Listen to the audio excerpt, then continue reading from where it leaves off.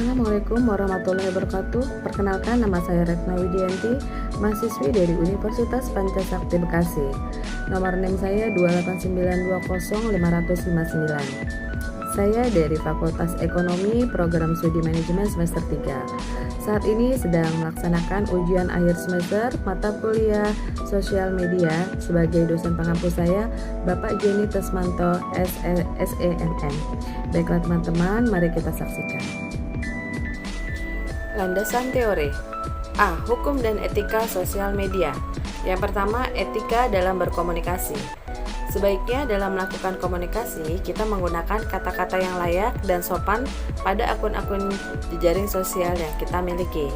Yang kedua, hindari penyebaran sara, pornografi, dan aksi kekerasan. Sebarkanlah hal-hal yang berguna yang tidak menyebabkan konflik antar sesama pada situs jejaring tersebut. Ketiga, periksa kebenaran berita. Pengguna jejaring sosial dituntut untuk cerdas dalam menangkap sebuah informasi.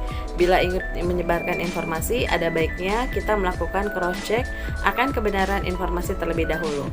Yang keempat, menghargai hasil karya orang lain. Saat menyebarkan informasi, baik itu berupa tulisan, foto, atau video milik orang lain, ada baiknya kita mencantumkan sumber informasi sebagai bentuk penghargaan untuk hasil karya seseorang. Yang kelima, jangan terlalu mengumbar informasi pribadi Anda. Dalam menggunakan jejaring sosial, ada baiknya kita sebagai pengguna harus bijak dalam menginformasikan privasi atau kehidupan pribadi. Efektivitas sosial media.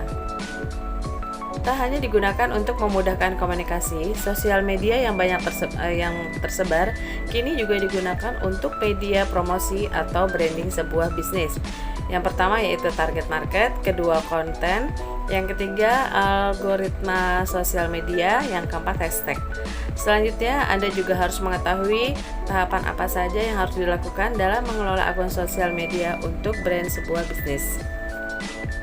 Selanjutnya yaitu manajemen program sosial media. Yang pertama, mampu meningkatkan brand awareness. Yang kedua, media yang praktis untuk informasi, berita, dan promosi.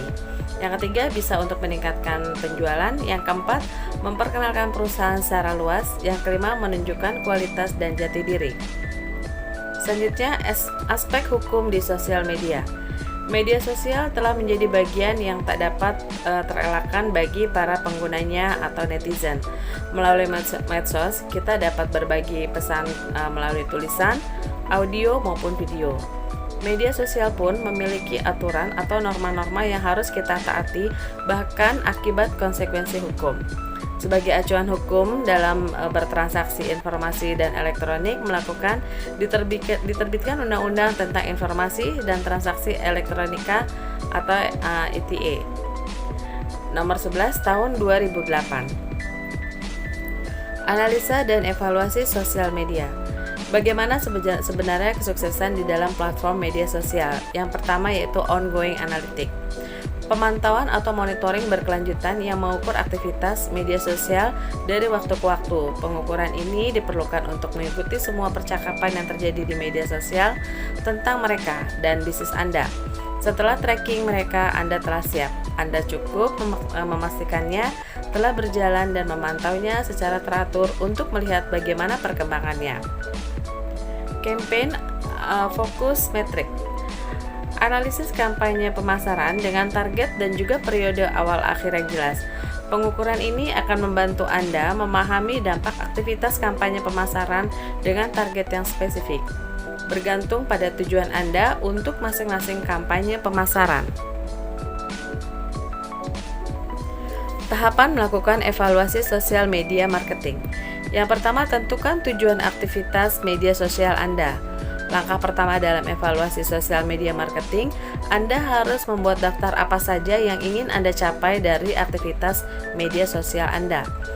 Media sosial dapat digunakan untuk berbagai tujuan, mulai dari menyebarkan informasi hingga menjawab pertanyaan pelanggan dan terlibat di dalam suatu komunitas yang spesifik. Jadi, tentukanlah apa yang ingin Anda capai. Yang kedua yaitu tentukan indikator keberhasilan tujuan Anda. Langkah selanjutnya adalah menyesuaikan target bisnis Anda dengan indikator atau matriks dan perilaku behaviors yang bisa Anda ukur. Yang ketiga yaitu jalankan pengukuran dengan rutin. Ada beberapa platform media sosial yang menyediakan alat ukur dalam bentuk analitik. Dalam beberapa kondisi, Anda perlu menggunakan alat ukur yang disediakan pihak ketiga.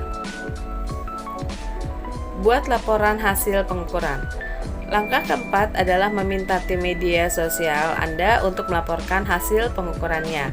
Gunakan temuan awal dari hasil pengukuran aktivitas media sosial untuk menetapkan dasar atau tidak atau tolak ukur untuk pengukuran selanjutnya. Dua pertanyaan penting untuk didapatkan dipastikan dapat terjawab, yaitu yang pertama, bagaimana hasil yang didapatkan dibandingkan dengan yang Anda harapkan. Yang kedua, bagaimana hasil tersebut dibandingkan dengan pesaing Anda atau produk dari kampanye tersebut. Yang kelima yaitu lakukan perbaikan dan ulangi proses dari awal. Langkah terakhir adalah melakukan pengukuran evaluasi sosial media marketing Anda dengan cermat. Anda juga memerlukan alat bantu, data analitik yang andal dan konsisten yang mendukung Anda untuk memantau kesuksesan Anda di platform media sosial seperti Twitter, Facebook, dan YouTube. Demikian teman-teman presentasi tadi yang sudah saya sampaikan. Semoga akan dapat bermanfaat bagi kita semua. Terima kasih. Wassalamualaikum warahmatullahi wabarakatuh.